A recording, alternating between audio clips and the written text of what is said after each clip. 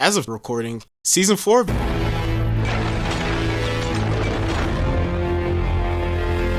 just came to an end a few days ago, and it's once again showing just why this universe is probably one of the best on TV right now. I got introduced to this story almost a decade ago after watching a random Comic Drake video about it, and then I finally got around to reading the comic during quarantine to prepare for the show that I knew was coming out the next year.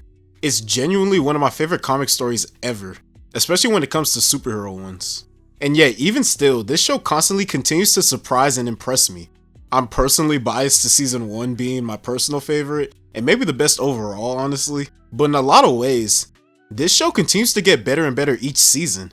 And it's not because the fights continue to get bigger and more brutal, or the stakes continuing to get higher each time. It's because every season puts more and more weight on Mark. And this season especially, we finally start to see that weight start to break him down a little bit. If you've been enjoying this and my other content, maybe consider liking and subscribing. It's truly the best way to help this channel grow and reach more people. Anyways, back to your regularly scheduled programming.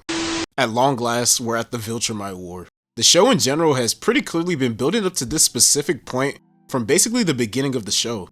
But what I really like about how Season 4 handles it is that it doesn't just rush straight into it. It kind of takes its time building up to all of that. But more importantly, it uses all that build up to really push the characters, especially Mark. Mark as a character has changed so much since the first time we met him, but not just like in strength, but honestly morally. After the events of the first season and him learning the truth about where his dad actually comes from and who he actually is, his biggest fear was becoming like his father, and yet in some strange way that's kinda coming true. Mark has progressively gotten a lot more morally gray as the show has gone on, becoming more and more loose with the idea of killing if necessary.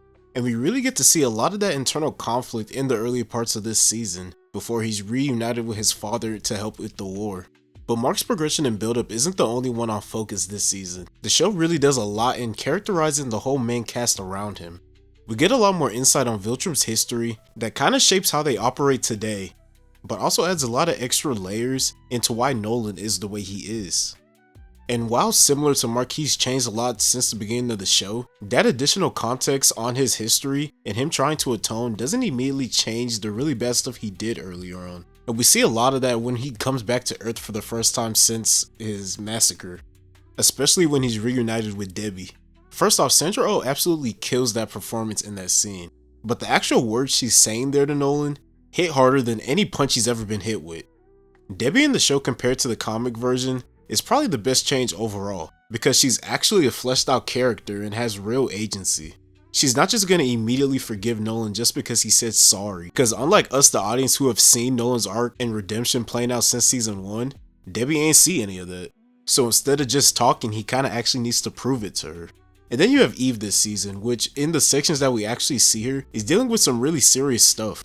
Her pregnancy plotline, and deciding if she should tell Mark and put even more weight on his shoulders before he goes into a war, hits heavy. Not to mention the reality that she might have to raise that child alone if he doesn't come back from it. That's a lot for any person to deal with, especially alone. But it also really shows just how young her and Mark actually are, despite having to deal with a lot of really tough superhero situations at such young ages.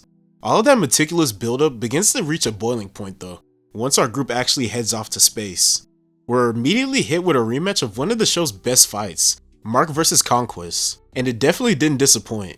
The fight is just as brutal and intense as you would expect from this show, but what stood out to me is how Mark is fighting now. You can really tell throughout this entire fight that he's fighting with a feeling of desperation. He's not really trying to be a hero in that moment. This fight is a fight to the death, and it quite literally takes everything he has to put Conquest down. But while Mark is down, we get to watch some bonding time between Oliver and Nolan, which really goes a long way in characterizing both of them, but especially Oliver, who despite all the bad stuff he knows his dad did in the past, still looked up to him. And yet he learns that when Nolan initially came down to Earth to get Invincible for the war, he didn't even want to see him, or for him to join in the fight.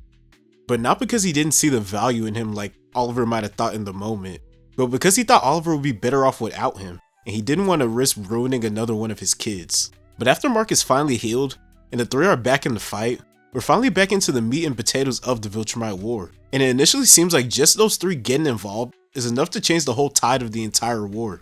That is until Thrag gets active. Honestly, the entire feel of the war and the season as a whole just shifts a bit as soon as he starts fighting.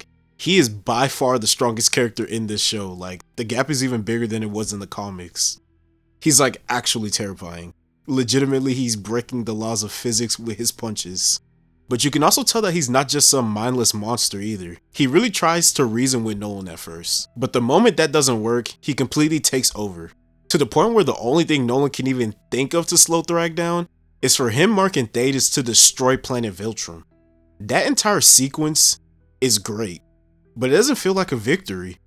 More so like a kid poking a beehive with a stick, because all that really accomplished was making Thrag angry. From that moment till the end of the season, the fear and tension in the show is palpable.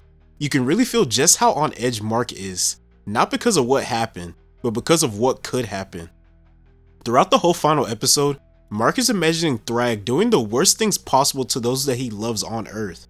And we, the audience, the entire time, are waiting for that hammer to drop and Thrag and the other Viltrumites reveal themselves. But when that confrontation finally comes, it's not what you expect. Instead of a final episode with another crazy fight that Mark honestly has no chance in winning, he's instead given an ultimatum. We will live among you. Your people will never know, but they will save us nonetheless. Any attempt to find us will result in the death of billions and a less pleasant form of life for the survivors. Either way, we will rebuild our race. It's very clear in that moment that Mark is really wrestling internally with this demand. It's quite literally against everything he's been fighting for since the beginning of the show, and you can see that every fiber of his body wants to say no. But also, he knows deep down that if he refuses, he's endangering the lives of everybody on Earth, including his family and loved ones. You can tell that everything he's been through, all those fights and near-death experiences, all that trauma, is really weighing on him. I mean, that's a lot of traumatic shit for someone who's maybe 20 to deal with. So in the end, when he compromises his morals and decides to let the Viltrum stay on Earth, the safety of billions, it doesn't feel like a victory. At least to Mark, in a lot of ways, this feels like a loss. But it was really the only option he had available. Truly, I think the choice to end this section of the story that's clearly been hyped up for so long, and instead an ideological and moral battle within Mark, is so much more interesting than another giant fight for me. It also sets up so many fascinating avenues for the show to go now with this new really tense status quo, that I won't be spoiling in this video obviously. But I really think that's why this show continues to feel like it gets better and better every season. It's not just about the giant battles and raising stakes, it's raising the weight on Mark. And by this point, it really feels like that weight is starting to become a bit too much for him to carry. And yeah, we all can dog on the animation a little bit. It's definitely rough at times. But when the story's this tight and well constructed, and we're getting it yearly like we are right now, it's honestly kind of hard for me to complain. Granted, I'm incredibly biased because I genuinely just love that hell episode was pretty mid though. Appreciate you guys once again for making it to the end of another one of these. There's honestly so much stuff I didn't even talk about, like Alan and his dilemma with the virus, or Robot and Monster being stuck in the Flaxen universe, but I really just can't wait to watch more of the story play out, and I'd honestly love to see more comics get this treatment in animation. It'd be like so damn cool to see some of the Absolute Universe stories in this kind of format. But let me know what you thought of the season down below, and remember to like, comment, and subscribe, and I'll talk to you guys next time.